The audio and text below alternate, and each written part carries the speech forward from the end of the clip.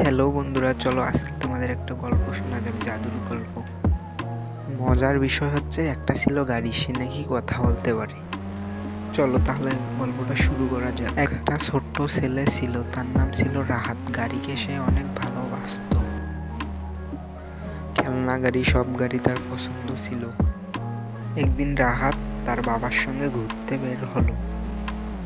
রাস্তা ছিল ফাঁকা, আকাশ ছিল নীল, বাতাস ছিল ঠান্ডা।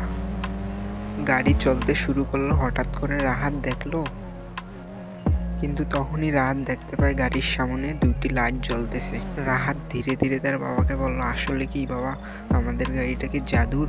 ঠিক তখনই গাড়িটা ফিসফিস করে বলল, আমি হলাম জাদুর গাড়ি, আমি শুধু তাদেরকেই স্বপ্নের পথে নিয়ে যাই যারা ভালো মানুষ হতে চায়। রাহাত তখনই অবাক হয়ে হাসলো, আমি বড় হয়ে মা বাবাকে খুশি করব এবং ভালো মানুষ হব। গাড়িটি তখনই রাহাতকে মিষ্টি করে বলল, আজ থেকে ভালো কাজ শুরু করো, সবার সাথে ভালো ব্যবহার করো এবং পড়ালেখা করো, আর কখনো স্বপ্ন দেখা বন্ধ করবা না। তো বন্ধুরা, ভিডিওটা কেমন হলো অবশ্যই কমেন্টে জানাবে।